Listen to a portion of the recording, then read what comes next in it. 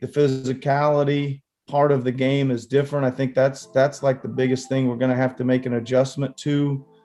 どうもこんにちは。トロントもようやく夏っぽくなってきたと思ったらまた冷えて1日で10度ぐらい気温が変わるんで結構この季節の変わり目が苦手です。コータローです。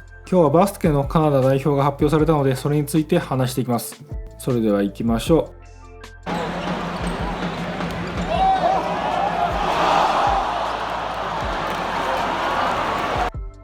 カナダ代表についてですが、この度オリンピック予選に向けてのキャンプに参加する21人が発表されました。カナダ代表は実はまだオリンピック本戦の出場を決めていなくて、これから予選を勝ち抜いて残りオリンピックの枠は4つあるんですが、そのうちの1つを狙います。しかもこの1つの枠を争っているのは中国、ギリシャ、チェコ、ウルグアイ、トルコというなかなかの強豪国が残っています。もう一度言います。トルコ、中国、ギリシャ、カナダなどから1つの国がオリンピックに進めます。もうめちゃめちゃ厳しいんですね。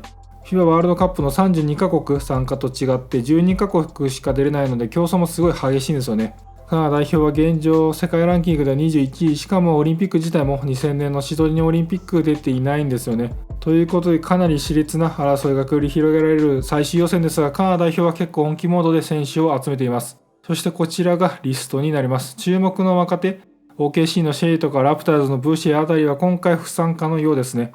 ただ正直予想してたよりもガチのメンバーが集まったかなと思いました。ディロン・ブルックス、ドート、トンプソン・パウエル、オリニック・ウィギンズなどなど14人もの現役 NBA 選手が参加を表明しています。さらには元ドラフト1位アンソニー・ベネットもいますし、僕が個人的にすごく応援しているゴンザカ大学のアンドリュー・ネンバート君もいます。この表をパッと見たとき、オンタリオ州出身の選手が多いのがすごい目立つなと思いました。トロントのある州ですね。この辺りはもちろん人口が多いっていうのもあると思うんですけど、やっぱりラプターズを身近に感じているバスケをして育ってきた選手、まさにカーターエフェクトの選手が多いんだなと思います。そしてこのメンバーは一応おおよその決定で、もしもブーシェとかシェイの健康上の状態が良くなって本人たちが出たいと言ったらオリンピック本戦のメンバーには加わる可能性はあるようです。ちなみに選手の選び方についてカナダ代表のヘッドコーチを務めるニック・ナースさんはWell, I think there's a lot of discussions on all that, Doug, from starting with, hey, I always use like the NBA, the TV guys on the NBA draft are always saying, hey, they're going to get the next best available player. We just kept saying, let's get our best guys, who we think are the best players. We did a lot of film work and studying and trying to, there's guys are playing in different leagues and stuff and how that equates. And there's some experience things we factor in. There's some guys that play FIBA that we factor in. There's certainly some loyalty to the program that we factor in. There's positionally, how does it look? A few other things that go on and on. It's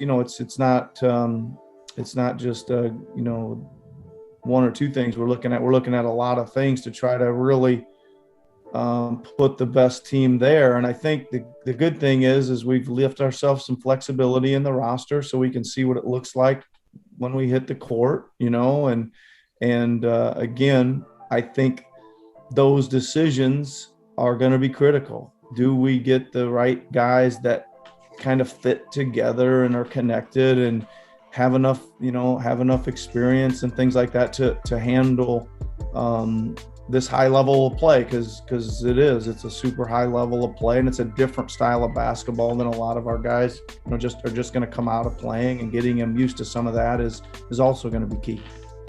と言っています。ちなみにカナダ代表の GM はローアン・バレット氏で、ニックスの RJ バレットのお父さんが務めています。 RJ バレットのお父さんもラプターズなどと契約はしたことあるようですが、公式戦への出場はしてないようです。いずれにしても相当バスケが上手いんだと思います。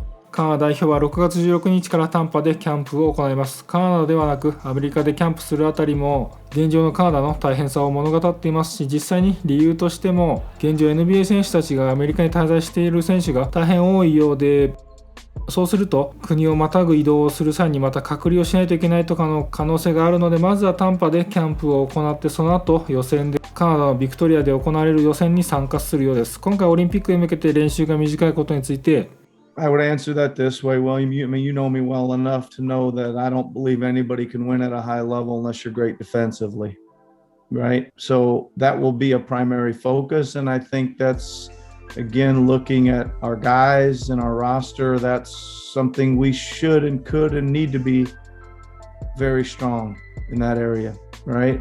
So, I'm going to start there.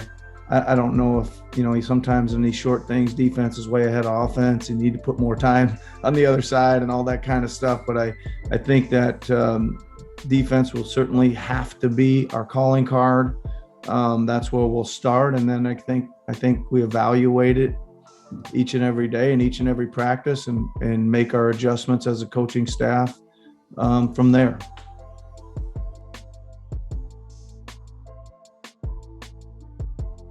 It'll be a little longer than a week, Doug, but you're right. It's a short amount of time to pull a group together. The challenges are, you probably got a small package of things on each side of the ball, a little smaller than you would normally probably, but hopefully do that small, very, very well.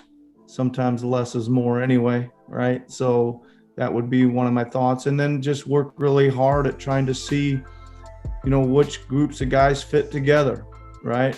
How does it fit so that the team can play to its potential and just constantly, I guess, analyzing that each day in practice and moving pieces around and things like that. I think that's the biggest thing. Can we learn and execute a small package at a super high level?